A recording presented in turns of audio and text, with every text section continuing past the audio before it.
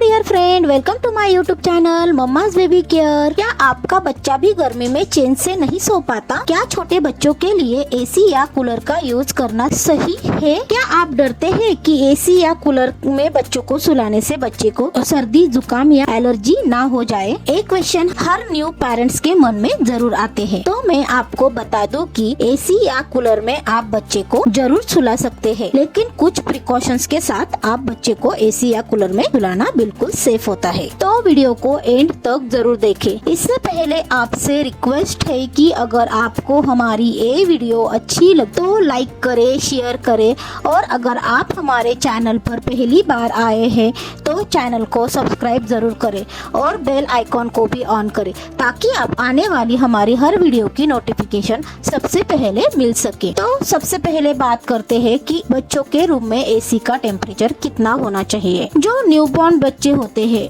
और जो छोटे बच्चे होते हैं उनमें थर्मो रेगुलेशन या बच्चों के बॉडी का जो टेम्परेचर होता है वो कंट्रोल करने की सिस्टम अभी पूरी तरह मैच्योर्ड नहीं होती। इसी कारण बच्चे जल्दी ओवरहीटेड या डिहाइड्रेटेड भी हो जाते हैं। डॉक्टर के अकॉर्डिंग बच्चों के लिए एसी का जो बेस्ट टेम्परेचर होता है वो 24 डिग्री सेल्सियस से लेकर 27 डिग्री सेल्सियस तक ही होना चाहिए। आपको ये ध्यान रखना है कि गर्मियों के दिनों में दिन का और रात का टेम्परेचर चेंज होता है। ऐसे में आपको एसी का जो टेम्परेचर है वो भी चेंज करना जरूरी है, क्योंकि दिन के टाइम धूप की वजह से टेम्परेचर काफी हाई होता है। आपको उस हिसाब से टेम्परेचर एडजस्ट जरूर करना है। अब बात करते हैं कि बच्चों को एसी या कूलर में सुलाते वक्त कैसे कपड़े पहनाने चाहिए, बच्चों की क्लॉथिंग कैसी होनी चाहिए। आप बच्चों को एसी या कूलर में जब सुला रहे होते हैं तब बच्चे को अच्छे से कवर करना जरूरी होता है, क्योंकि बच्चों को ठंड लगने का खतरा ज्यादा होता है। बच्चों को बड़ों के कंपैरिजन में एक लेयर ज्यादा कपड़ा पहनाना जरूरी है। बच्चों के लिए सूती कॉटन के कपड़ों का ही यूज करें। एसी कूलर में सुलाते वक्त बच्चों को अच्छे से कवर करें। फुल स्लीव्स के ही कपड़े बच्चे को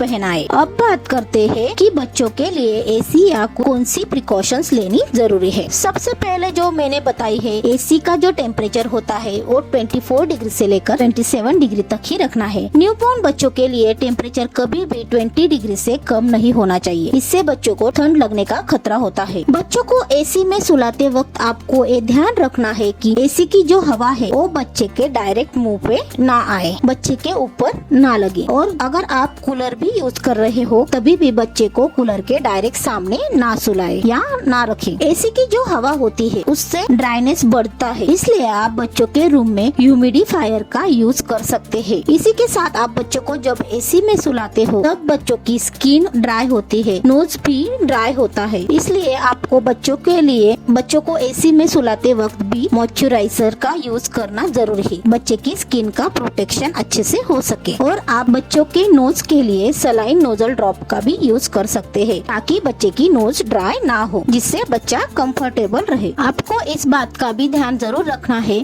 बच्चे को एसी या कूलर में से डायरेक्ट बाहर लेकर ना जाए। पहले आपको एसी या कूलर को बंद करके बच्चे को उसी रूम में रहने देना है जब तक कि रूम टेम्परेचर नॉर्मल ना हो। उसी के बाद आप बच्चे को बाहर लेकर जा सकते हैं। इसके अलावा आपको ये भी ध्यान रखना है, अगर आप बाहर से डायरेक्ट एसी में आते हो तभी भी बच्चे को प्रॉब्लम हो सकता है। पहले आपको रूम में आना है, उसी के बाद एसी का या कूलर का यूज करना है, क्योंकि एसी का जो टेम्परेचर होता है वो एकदम से कोल्ड होता है और उससे बच्चे को ठंड लग सकती है। क्योंकि ठंड से गर्मी में और गर्मी से ठंड में भी आप बच्चे को तुरंत ले जाते हो तो इस वक्त बच्चे को प्रॉब्लम हो सकती है। आपको कूलर चलाते वक्त भी ये ध्यान रखना है कि कूलर को बंद कमरे में ना यूज करें। थोड़ी सी विंडो आपको ओपन जरूर रखनी है, ताकि एयर सर्कुलेशन अच्छे से हो सके और फ्रेश एयर घर के अंदर आ सके। अब बात करते हैं कि आपको कैसे पता चलेगा कि बच्चा एसी में